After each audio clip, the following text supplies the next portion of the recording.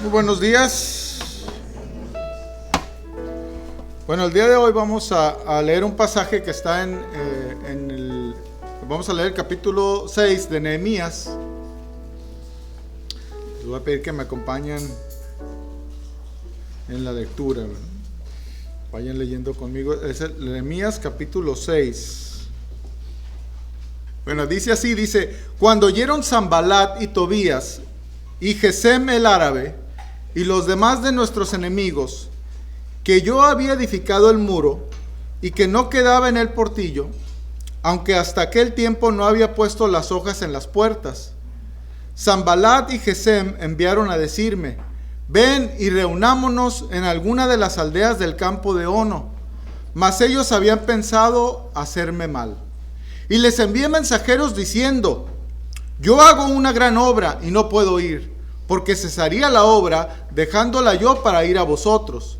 Y enviaron a mí con el mismo asunto hasta 4 veces, y yo les respondí de la misma manera.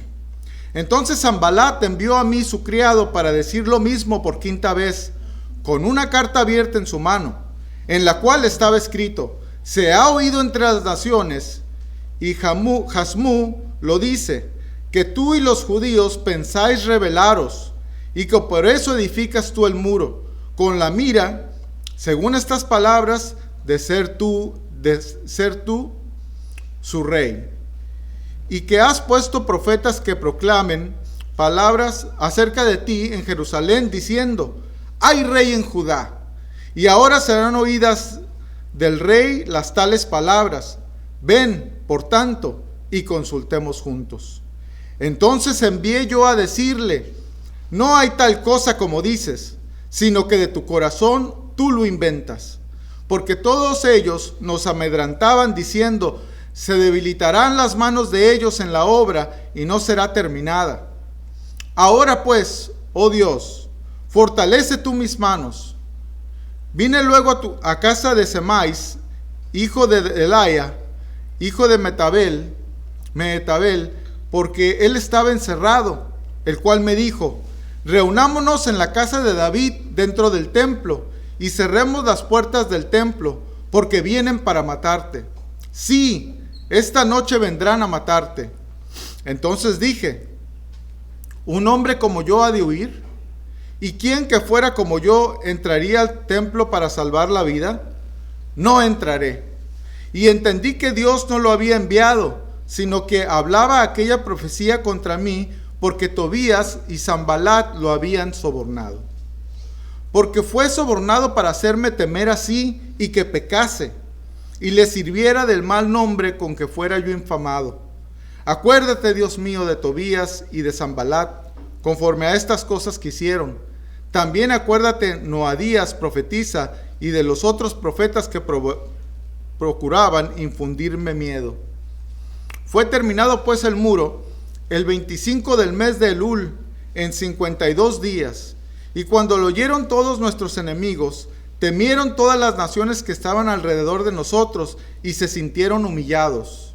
Y conocieron que por nuestro Dios había sido hecha esta obra. Asimismo, en aquellos días iban muchas cartas de los príncipes y de los principales de Judá a Tobías, y de las de Tobías venían a ellos. Porque muchos en Judá se habían conjurado con él, porque era yerno de Zacanías, hijo de Ara, y Johanán, su hijo, había tomado por mujer a la hija de Mesulam, hijo de Berequías. También contaban delante de mí las buenas obras de él, y él las refería, y a él le referían mis palabras, y enviaba a Tobías cartas para atemorizarme. Muy bien, pues en esta historia que acabamos de leer, quedaban algunos pocos judíos viviendo en Israel. El muro que rodeaba la ciudad de Jerusalén había sido destruido, porque el pueblo se había rebelado contra Dios en la época de los reyes de Israel, y habían sido conquistados por Babilonia a causa de esto, ¿verdad? Y trasladados a Babilonia. Pero después de 70 años, algunos empezaron a regresar. Y Dios usó a Nehemías para regresar a Jerusalén y construir el muro que había sido derribado.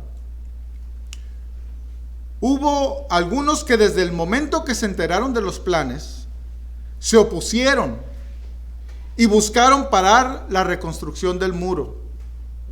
Los adversarios buscaban activamente detener la obra que se estaba realizando. Y cuando está casi listo para terminar el muro, los ataques se multiplicaron, que es el pasaje que acabamos de leer. El objetivo de los adversarios era detener la obra, ¿verdad? Pararla. No permitir que el muro fuera completamente reconstruido. Y a través de esta historia podemos observar el uso de tácticas, métodos que se usaron para tratar de conseguir que se detuviera la obra que se estaba realizando. Entonces, por eso el día de hoy vamos a ver 5 tácticas del adversario. Te preguntarás, bueno, pero ¿qué tiene que ver esta historia conmigo, con nosotros? Y la respuesta es que tiene que ver mucho con nosotros, porque detrás de los adversarios humanos se encontraba el adversario de Dios, el cual es el diablo o Satanás. Y es importante que cada día entendamos mejor las Escrituras, ¿verdad? La palabra de Dios. Debemos salir con un mayor entendimiento de ellas si queremos sacarle un verdadero provecho a las enseñanzas, ¿verdad? Entonces, cuando una persona recibe al Señor Jesucristo en su vida como su Señor y su Salvador, es muy probable que sufra ataques y oposición de las personas que están a su alrededor, aún de sus propios familiares. Esto no nos debe de sorprender. De hecho, en Juan capítulo 9, se nos narra la historia de un hijo de nacimiento, un ciego de nacimiento que Jesús sanó de manera milagrosa. Este hombre había sido sanado en un día de reposo. Y en el día de reposo no se debía de trabajar. Y por lo tanto, los líderes religiosos del tiempo de Jesús estaban muy molestos de que en su manera de pensar, creían que Jesús había quebrantado el día de reposo sanando a este hombre. Por lo tanto, ¿verdad? Empezaron a cuestionarlo al hombre que había sido sanado, a este ciego de nacimiento, con el propósito de desacreditarlo, de desacreditar este milagro, ¿verdad? Y fallando en desacreditarlo, lo aislaron de sus padres, buscando ponerlos en contra de él. Y fallando en esto, ¿verdad? Lo aislaron de sus padres, los trataron de poner en su contra, les decía, y trataron de crear una división entre este hombre y Jesús, ¿verdad? Diciéndole que ellos sabían que Jesús era un hombre pecador. Y entonces él les contó esa frase muy famosa, ¿verdad? Que conocemos: si es pecador no lo sé. Lo único que yo sé era que antes era ciego y ahora veo, ¿verdad? Así es que, no habiéndolo logrado, entonces lo atacaron personalmente y lo desecharon de la comunidad religiosa. Detrás de todos estos ataques se encuentra el verdadero adversario de Dios y de todos los que guardan los mandamientos de Dios y tienen el testimonio de Jesucristo, ¿verdad? Como nos dice la Escritura, como lo enseña la palabra de Dios en Apocalipsis capítulo 12, versículo 17, dice: entonces el dragón se llenó de ira contra la mujer, y se fue a hacer guerra contra el resto de la descendencia de ella, los que guardan los mandamientos de Dios y tienen el testimonio de Jesucristo. Y aunque en ocasiones, como en el libro de Nehemías y en el caso del ciego de Juan 9, los adversarios eran humanos, detrás de ellos, ¿verdad?, se encontraba el verdadero adversario, que es el diablo. Y no debemos de perder de vista esta verdad. Por eso Efesios capítulo 6, versículo 12, nos dice lo siguiente, ¿verdad? Dice, porque no tenemos lucha contra sangre y carne. Nuestra lucha no es contra otros seres humanos, sino contra principados, contra potestades, contra los gobernadores de las tinieblas de este siglo, contra huestes espirituales de maldad en las regiones celestes. No nos debe de sorprender que a veces la oposición venga de nuestra propia familia, pero ellos no son los enemigos, sino son manipulados por nuestro verdadero enemigo, ¿verdad?, que es el diablo. Y aunque el diablo es poderoso, no debemos temerle, ¿verdad?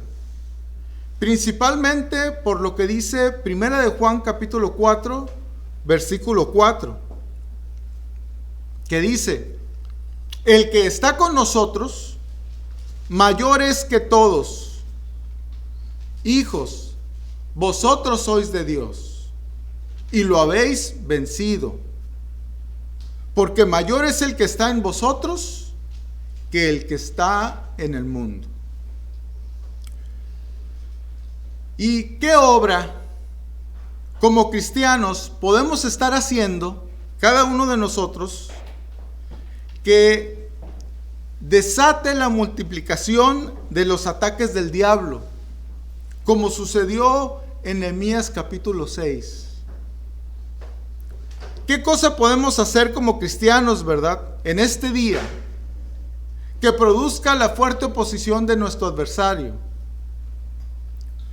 Y pues esto no sería más que un avivamiento en la iglesia. Desgraciadamente, así como le sucedió al pueblo de Israel en ese entonces, la iglesia está compuesta de creyentes que viven vidas cristianas derrotadas, o que vivimos, ¿verdad? Y un avivamiento en la iglesia atraerá la fuerte oposición del diablo, ¿verdad?, como la trajo en Nehemías capítulo 6. El príncipe de este mundo se opondrá a que impere la voluntad de Dios en su área de dominio. Por eso es muy útil conocer la estrategia, ¿verdad?, que usaron los adversarios de Nehemías y del pueblo, porque son las mismas estrategias que usa el diablo contra nosotros. Entonces les decía, 5 tácticas del adversario. Y la primera táctica del adversario es el engaño, como lo leemos en los versículos 1 al 3, ¿verdad? Cuando oyeron Sanballat y Tobías y Gesem el árabe y los demás de nuestros enemigos que yo había edificado el muro y que no quedaba en el portillo, aunque hasta aquel tiempo no había puesto las hojas en las puertas, Sanballat y Gesem enviaron a decirme, ven, reunámonos en alguna de las aldeas del campo de Ono. Mas ellos habían pensado hacerme mal. Y les envié mensajeros diciendo, yo hago una gran obra y no puedo ir, porque cesaría la obra, dejándola yo para ir a vosotros. Los adversarios de la obra buscaron que Nehemías tuviera una reunión con ellos en un lugar neutral, en el campo de Ono, porque pues a lo mejor podían argumentar, ¿verdad? Hablando se entiende la gente. Parecía que querían dialogar, ¿verdad?, para hacer las paces, pero esto era solo un engaño. Ir al campo de Ono implicaba para Nehemías, uno, que cesara la obra, y dos, que dejara el lugar, ¿verdad?, donde debería de estar y se trasladara a otro lugar. Bueno, ¿cómo se protegió Nehemías del engaño de sus adversarios? Pues vemos que Nehemías pudo discernir las mentiras de los adversarios, ¿verdad? Como vemos que Jesús lo hizo, ¿verdad? En Juan capítulo 8, versículo 44, Jesús les dice: vosotros sois de vuestro padre el diablo, y los deseos de vuestro padre queréis hacer. Él ha sido homicida desde el principio, y no ha permanecido en la verdad, porque no hay verdad en él. Cuando habla mentira, de suyo habla, porque es mentiroso y padre de mentira. O sea, una de las estrategias más usadas y efectivas que usa el diablo es el mentir a través del engaño. El diablo engaña al hombre sin Cristo, y si es posible, también engaña a los hijos de Dios. Engaña desde cómo debemos de pensar hasta cómo debemos de vestirnos, ¿verdad? Podemos estar siendo presa del diablo si nos dejamos influenciar por sus mentiras. El diablo busca influenciar tu manera de pensar en cuanto a muchas cosas, ¿verdad? En cuanto a tu cuerpo físico, en cuanto a tus finanzas, tu trabajo, tu tiempo de recreación. Vivimos en una sociedad hoy en día compuesta por mentiras. Mentiras acerca de lo que es la hermosura. Mentiras acerca de qué significa tener éxito.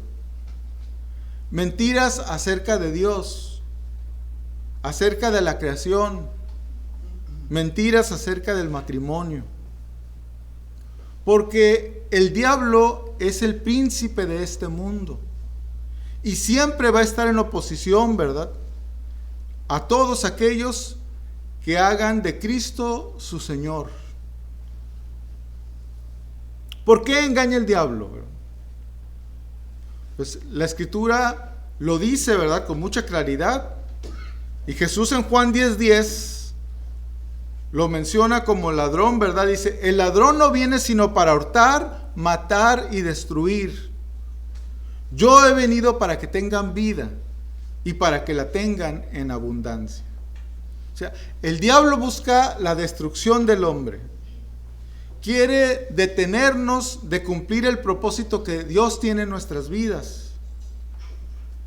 Las personas que se vuelven nuestros adversarios son personas que están escuchando las mentiras del diablo. Las han aceptado como ciertas, están siendo engañados por él. Todo esto lo dice la Escritura con mucha claridad. En 2 de Timoteo capítulo 2, versículos 24 y 26 dice: porque el siervo del Señor no debe de ser contencioso, sino amable para con todos, apto para enseñar, sufrido, que con mansedumbre corrija a los que se oponen, por si quizá Dios les conceda que se arrepientan para conocer la verdad y escapen del lazo del diablo, en que están cautivos a voluntad de él. El mundo no tiene el entendimiento, ¿verdad? No se da cuenta que están siendo influenciados por Satanás y haciendo lo que él quiere que hagan. Ahora, ¿cómo nosotros pues debemos filtrar toda la información que recibimos para no ser engañados, ¿verdad?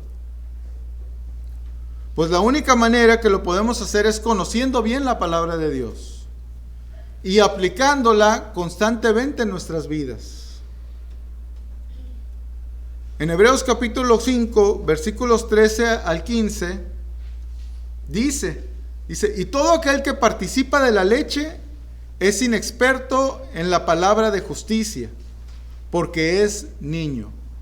Pero el alimento sólido es para los que han alcanzado madurez, para los que por el uso tienen los sentidos ejercitados en el discernimiento del bien y del mal. No hay atajos en la vida cristiana. La vida cristiana es semejante al crecimiento físico. El bebé que está alimentando, que nace, ¿verdad? Pues no se puede alimentar por sí mismo. Y entonces, pues los padres le toman, ¿verdad? Y le dan alimento no sólido para que crezca de manera sana, ¿verdad? Al principio hay que darle cosas líquidas, después se le empieza a desmenuzar, ¿verdad? La comida para que no se ahogue.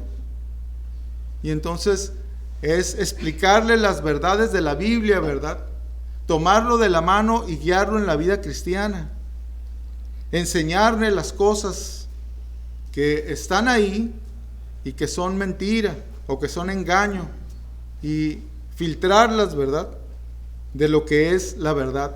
Pero eventualmente, pues él deja de ser un bebé y crece y debe hacer estas cosas por sí solo y alimentarse de manera sana él mismo, ¿verdad? Y entonces eso es la única manera, ¿verdad?, en la que nosotros podemos pues filtrar esta información y no ser engañados. ¿Cómo debemos filtrar toda la información que recibimos para no ser engañados, verdad? Pues también pues debemos de permanecer orando. En Filipenses capítulo 1, ¿verdad?, dice Pablo en los versículos 9 y 10, dice: esto pido en oración, que vuestro amor abunde aún más en ciencia y en todo conocimiento, para que aprobéis lo mejor, a fin de que seáis sinceros e irreprensibles para el día de Jesucristo. Que nuestro crecimiento no solo sea en cuanto al conocimiento, ¿verdad? Tener conocimiento, crecer en el conocimiento, no es suficiente, sino que el crecimiento en el conocimiento debe de estar acompañado de la aplicación correcta, ¿verdad?, de ese conocimiento en amor. O sea que si vemos algo que la Biblia nos está enseñando, que no estamos haciendo, debemos hacerlo. Si vemos algo que la Biblia nos enseña que no se debe de hacer, pues debemos de dejar de hacerlo. Solo así, ¿verdad?, podremos filtrar esta información para no ser engañados. La segunda táctica del adversario es la insistencia, como lo leemos en el versículo 4, que dice: y enviaron a mí con el mismo asunto hasta 4 veces, y yo les respondí de la misma manera. La insistencia es una herramienta que el diablo usa con mucha astucia. El adversario usó la insistencia en la historia de Sansón y de Dalila. En Jueces capítulo 16, versículos 15 al 17, dice: y ella le dijo: ¿cómo dices, yo te amo, cuando tu corazón no está conmigo? Ya me has engañado 3 veces, y no me has descubierto en qué consiste tu grande fuerza. Y aconteció que, presionándole ella cada día con sus palabras e importunándole, su alma fue reducida a mortal angustia. Le descubrió pues todo su corazón y le dijo: nunca a mi cabeza llegó navaja, porque soy nazareo de Dios desde el vientre de mi madre. Si fuere rapado, mi fuerza se apartará de mí, y me debilitaré y seré como los hombres. Fue insistente esta mujer, ¿verdad? Hasta conseguir aquello que quiso. Una gota de agua, ¿verdad? Continua por mucho tiempo sobre una roca o sobre la roca más dura, le empieza a hacer un hoyo, ¿verdad? La insistencia es un arma poderosa. También usó la misma táctica en otras partes de la Escritura, ¿verdad? Como vemos con la situación de Potifar y con José, la esposa de Potifar con José, donde en Génesis capítulo 39, versículo 10, dice: hablando ella a José cada día y no escuchándola a él para acostarse al lado de ella, para estar con ella. O sea, ella le estuvo insistiendo constantemente, ¿verdad? Que se acostara con ella.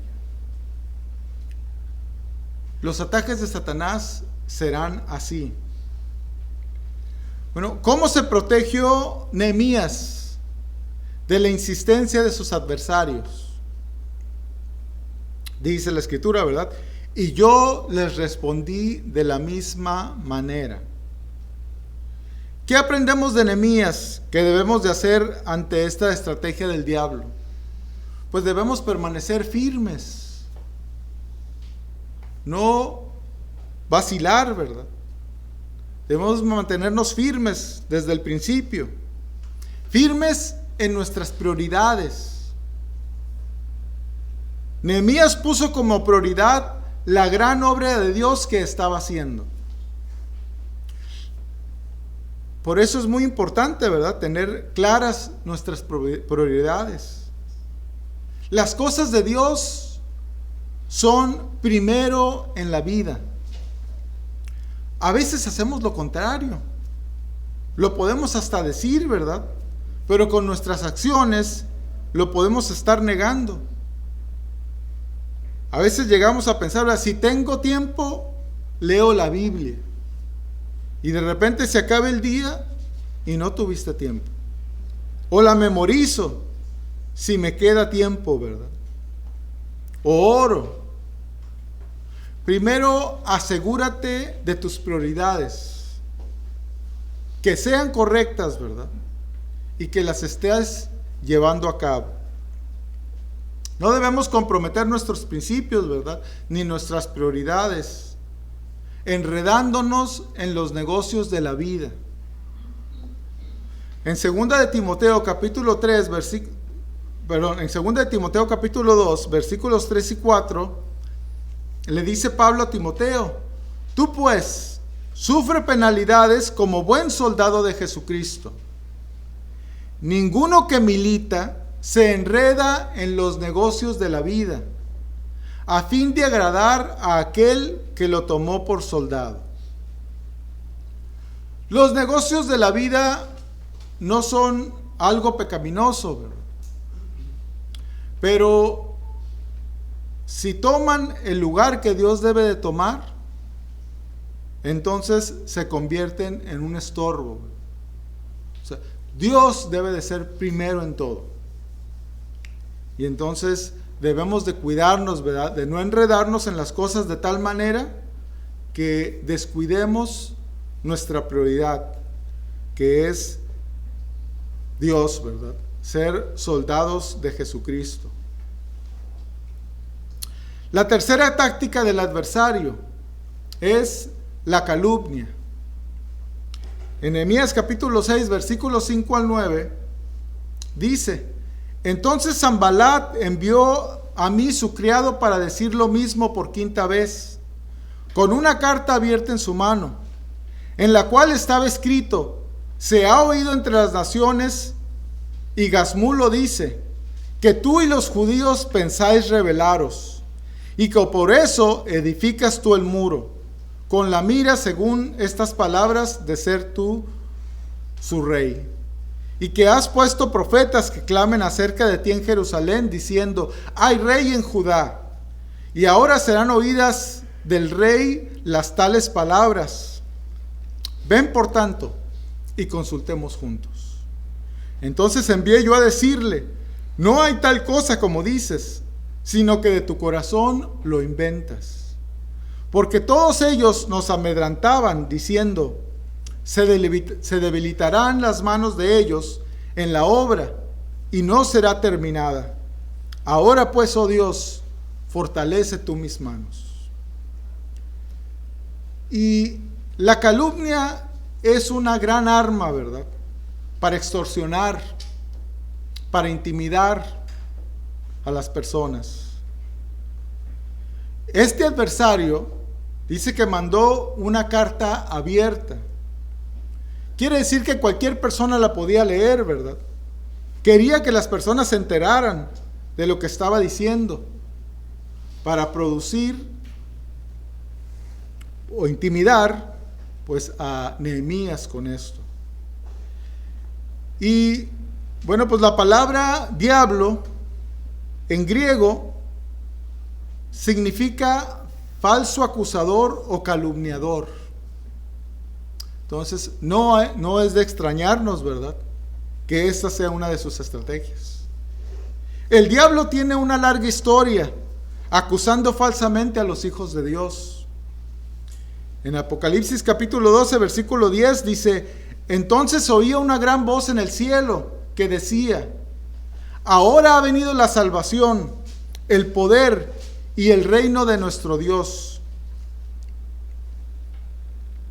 y la autoridad de su Cristo, porque ha sido lanzado fuera el acusador de nuestros hermanos, el que los acusaba delante de nuestro Dios día y noche. El diablo acusó a Job, ¿verdad?, delante de Dios de seguirlo por pura conveniencia. Dice: ¿acaso teme Job a Dios de balde? ¿No le has cercado alrededor de él y a su casa y todo lo que tiene? Al trabajo de sus manos has dado bendición. Por tanto, sus bienes han aumentado sobre la tierra. Pero extiende tu mano y toca todo lo que tiene, y verás si no blasfema contra ti en tu misma presencia. En el huerto de Edén, el diablo calumnió a Dios, ¿verdad?, delante de Eva. Entonces la serpiente dijo a la mujer: no moriréis, sino que sabe Dios que el día que comáis de él, serán abiertos vuestros ojos, y serás como Dios, sabiendo el bien y el mal. No moriréis, ¿verdad? Dios es un mentiroso.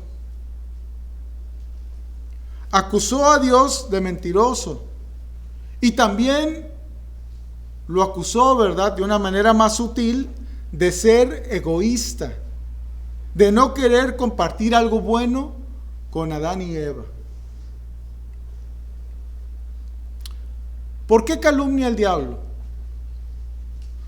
Pues la calumnia tiene como propósito disuadir, ¿verdad?, hacer desistir, desalentar, manipular, detenernos, ¿verdad?, de lo que estamos haciendo.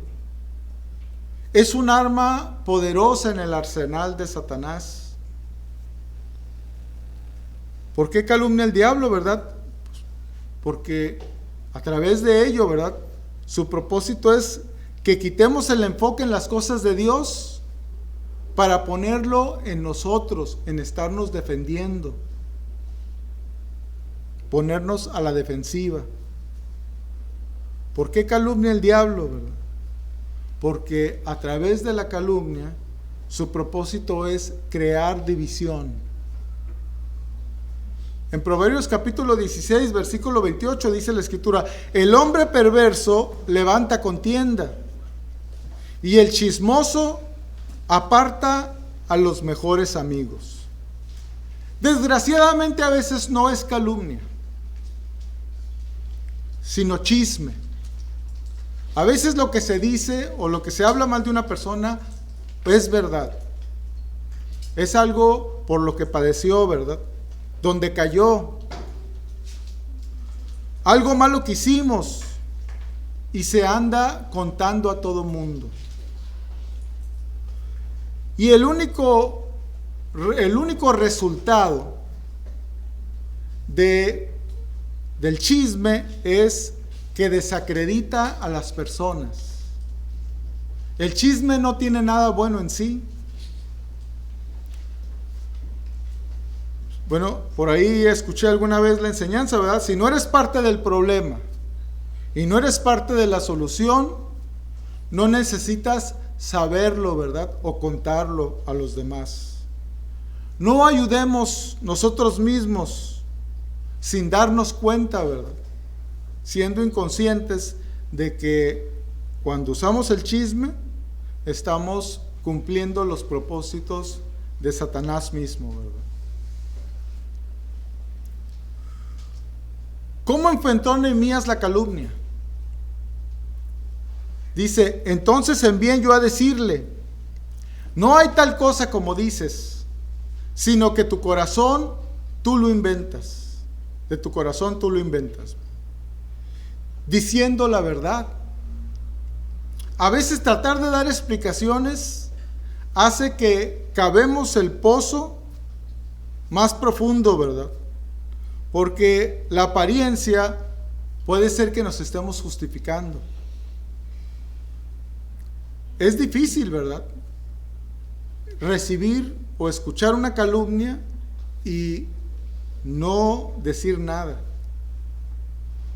O solo decir la verdad. ¿Cómo enfrentó Nehemías la calumnia, verdad?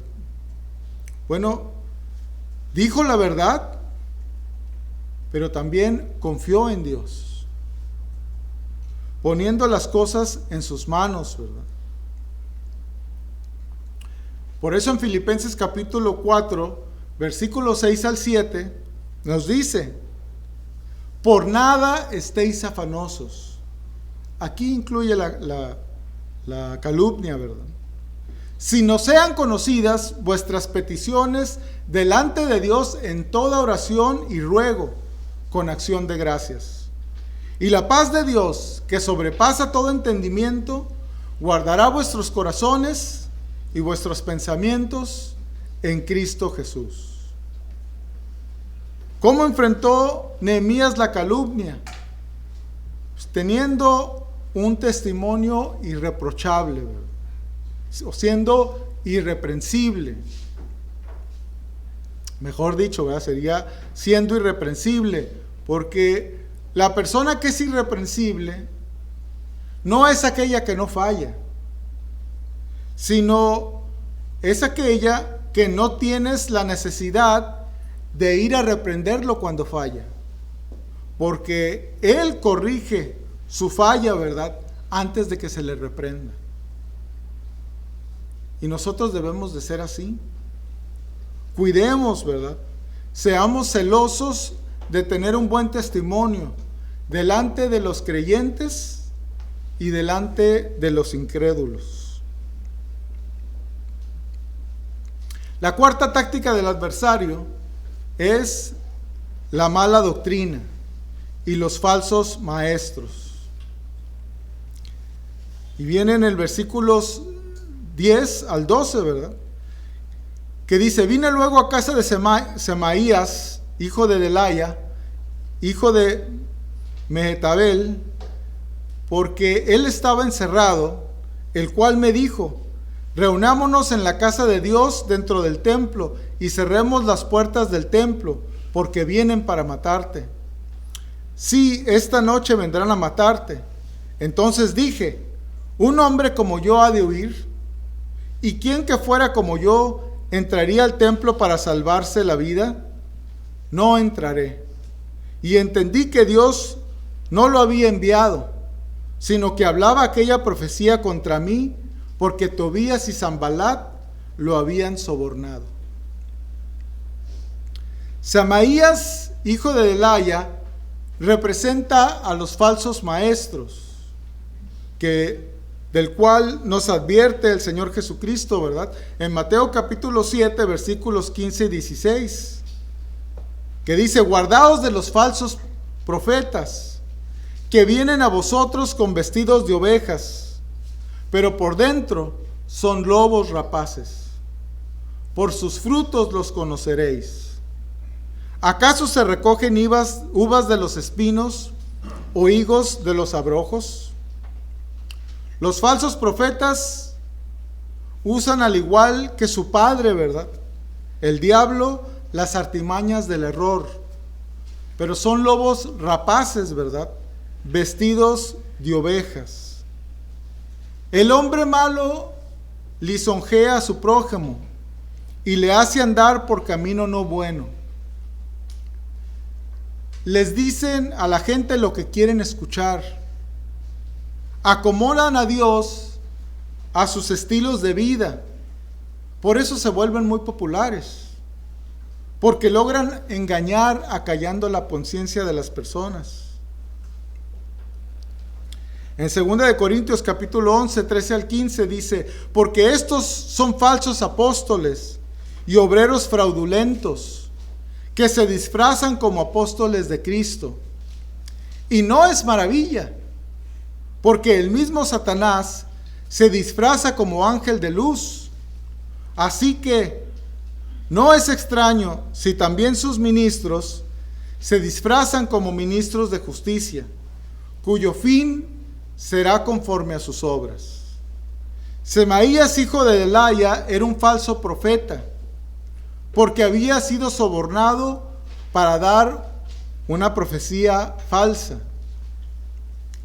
El propósito de Semaías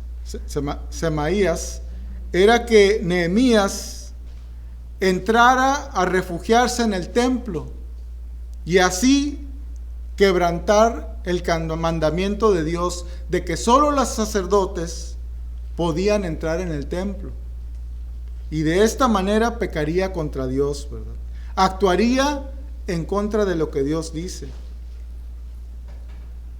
El propósito de la falsa doctrina y de los falsos maestros es desviar a las personas del camino de Dios. Simplemente diciendo solo parte de la verdad distorsionada. Aquellos que son expertos en mentir tienen la habilidad de hacerlo acercándose lo más posible a la verdad, sin que sea la verdad. Deformar la verdad de manera intencionada, ¿verdad? La distorsión es el efecto, la acción de separar la verdad a manera de torcerla, de deformarla. Y entonces, pues es lo que hace Satanás, ¿verdad? Y lo que hacen estas personas y la mala doctrina. Es como la anorexia, ¿verdad? La anorexia es una distorsión de la realidad, porque la persona se ve gorda. Hay una separación entre la realidad y lo que la persona ve, aunque en este caso no es intencional. Satanás es experto en presentar las cosas de Dios de manera distorsionada, separada de la verdad. Las usa con mucha astucia, ¿verdad? Decía, es un experto en mentir. Se acerca a la verdad, pero no es la verdad. Por eso, Satanás distorsiona el sacrificio de Cristo en la cruz, ¿verdad? Vemos cómo Satanás lo hace, y una de ellas es distorsionando el sacrificio de Cristo en la cruz, enseñando que no es suficiente, que se quedó corto, que no es suficiente, que se quedó corto. Sí, Cristo salva, pero te hace falta algo más. Necesitas añadir buenas obras para salvarte.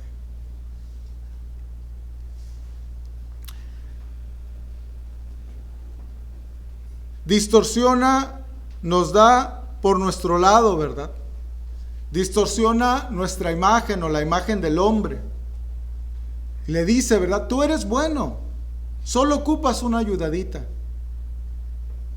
Busca que el hombre tenga confianza en sí mismo. Por eso la religión es una de las armas que Satanás usa y que en la cual pues tiene mucho éxito, ¿verdad?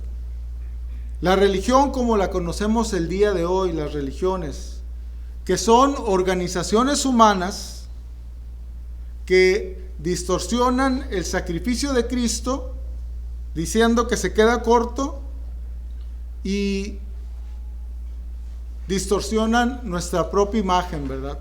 Diciéndonos que somos buenos y que solamente necesitamos una ayudadita, ¿verdad?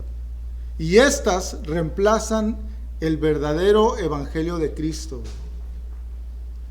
¿Cómo le hizo Nehemías para saber que era un falso profeta? Bueno, pues conocía la palabra de Dios. Y por lo tanto, no podía ser de Dios, ¿verdad?, si existía una contradicción. Él sabía que no podían entrar en el templo aquellos que no eran sacerdotes. Pero para poder lograr esto en nuestras vidas, pues se necesita conocer bien la palabra de Dios. Se necesita verificar, ¿verdad?, que lo que se dice es conforme a la doctrina, como la Biblia siempre nos enseña a hacer, ¿verdad?, o nos lo promueve, ¿verdad?, como lo leemos en Hechos capítulo 17, versículo 11, donde dice: y estos eran más nobles que los que estaban en Tesalónica, pues recibieron la palabra de Dios con toda solicitud, escudriñando cada día las Escrituras para ver si estas cosas eran así.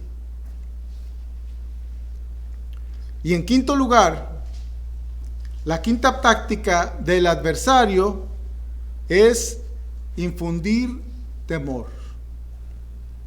Y leemos en el versículo 13 y 14, dice: porque fue sobornado para hacerme temer así, y que pecase, y le sirviera de mal nombre con que fuera yo infamado. Acuérdate, Dios mío, de Tobías y Sanballat, conforme a estas cosas que hicieron. También acuérdate de Noadías profetisa y de los otros profetas que procuraban infundirme miedo. Bien dice la Escritura, ¿verdad? En 1 de Pedro capítulo 5 versículo 8 dice: sed sobrios y velad, porque vuestro adversario el diablo, como león rugiente, anda alrededor buscando a quien devorar. Y bueno, la verdad es que el temor paraliza. El rugido del león,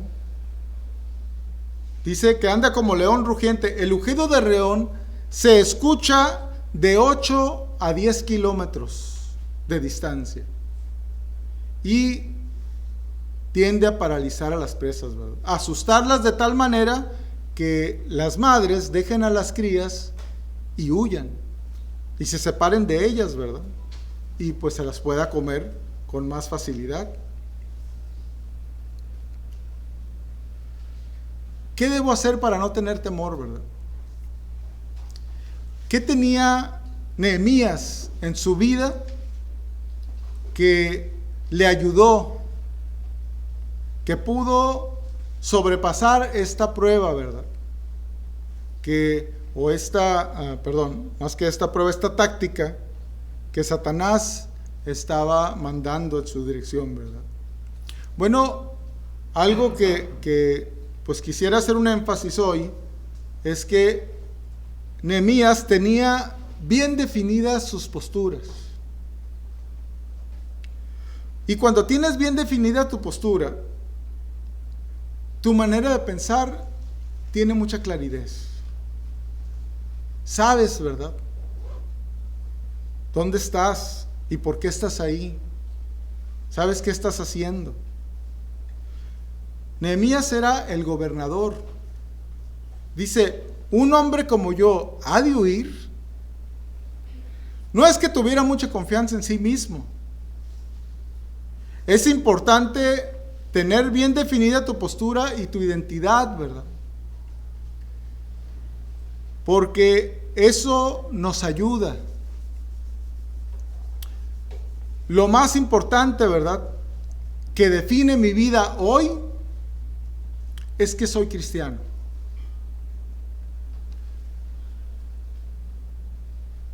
Recuerdo que había algo en mi vida, pues que yo deseaba y que es muy importante, ¿verdad? Y pues me quería casar. Por mucho tiempo, ¿verdad? Estuve deseando casarme. Angie le consta que duré algo, ¿verdad? Porque siempre me decía, ¿verdad? Se medio quejaba que yo era el papá más viejo de todos sus amigos, ¿verdad? Entonces le decía, ¿qué tiene Angie? No pasa nada, ¿verdad? Pero le pesaba a la pobre. No sé si todavía le pesa, esperemos que ya no, ¿verdad? Pero tardé en casarme. Pero la verdad era que era claro para mí que la persona con la que me debía de casar debería ser una creyente como yo. Y a lo mejor dices, bueno, ¿qué tiene que ver esto con el temor? Pues cuando se te está yendo el tren, cuando te dicen, estás dejando otra escapar, entonces ahí entra el temor, ¿verdad? Porque nos puede entrar la duda. Pero si tu confianza está en Dios, si tienes bien definida tu postura, entonces te puedes mantener firme. Porque yo sabía, ¿verdad?, que Dios quería lo mejor para mí. Y que Él me ama, ¿verdad? Y que no me debo de afanar por algo que Dios me va a dar, ¿verdad? Como no me afano y no me afanaba de mis necesidades más básicas, porque debemos de tener la certeza, ¿verdad?, de que Dios la suplirá, como Él lo promete, ¿verdad? En Mateo capítulo 6, versículos 25 al 34, ¿verdad?, les dice, por tanto os digo, no os afanéis por vuestra vida, qué habéis de comer o qué habéis de beber, ni por vuestro cuerpo, qué habéis de vestir.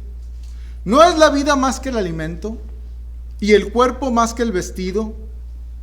Mirad las aves del cielo, que no siembran, ni siegan, ni recogen en graneros, y vuestro Padre Celestial las alimenta. ¿No valéis vosotros mucho más que ellas? ¿Y quién de vosotros podrá, por mucho que se afane, añadir a su estatura un codo? Y por el vestido, ¿por qué os afanáis? Considerad los lirios del campo, cómo crecen, no trabajan ni hilan. Pero os digo que ni aun Salomón, con toda su gloria, se vistió como uno de ellos. Y si la hierba del campo, que hoy es y mañana se echa en el horno, Dios la viste así, ¿no hará mucho más a vosotros, hombres de poca fe? No os afanéis, pues, diciendo, ¿qué comeremos, o qué beberemos, o qué vestiremos? Porque los gentiles buscan todas estas cosas. Pero vuestro Padre Celestial sabe que tenéis necesidad de estas cosas. Mas buscad primeramente el reino de Dios y su justicia, y todas estas cosas os serán añadidas. Así que no os afanéis por el día de mañana, porque el día de mañana traerá su afán. Basta cada día su propio mal.